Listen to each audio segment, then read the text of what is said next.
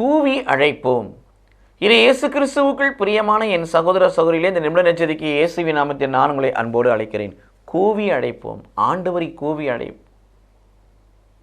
ஆண்டவரை கூவி அழைக்கின்ற பொழுது நமக்கு விடுதலை கொடுப்பவராய், வாழ்வு கொடுப்பவராய், வல்லமை கொடுப்பவராய், ஏன் நீங்கள் நானும் வேண்டுவதற்கும் விரும்புவதற்கும் மேலானவற்றை கொடுக்கக்கூடியவராய் இருக்கிறார். தம்மை நோக்கி கூவி அழைக்கிற பிள்ளைகளுக்கு அவர் செவி கொடுக்கிற ஆண்டவராய் இருக்கிறார். திருப்பாடல் 34:6 வாசிக்கிறோம், திக்கற்றவன் கூவி அழைக்க அவர்தம் குரலுக்கு ஆண்டவர் செவி சாய்க்கிறார். அவனை எல்லா விதமான நெருக்கடி என்று விடுதலை செய்கிறார். யாருக்கு? கூவி அழைக்கிற பிள்ளைகளுக்கு.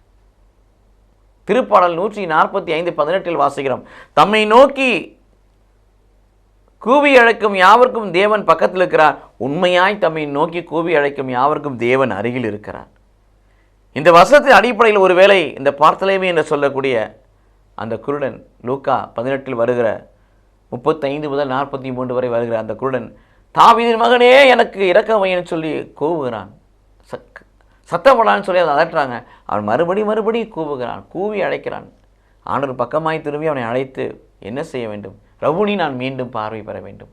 கூவுதல் அவனுக்கு விடுதலை கொடுத்தது. விசுவாசத்தோடு கூடிய கூவுதல், இடைவிடாமல் கூவி அந்த கூவுதல் அவனுக்கு விடுதலை கொடுத்தது.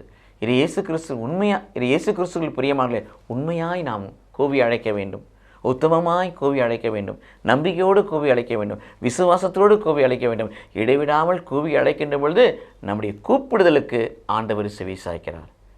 எந்த ஒரு சூழ்நிலையிலும் நாம் ஆண்டவரை கூவி அழைப்போம், நலமானதை பெற்றுக்கொள்வோம். கடவுள் நம்மை ஆசீர்வதிப்பாராக. ஆமென்.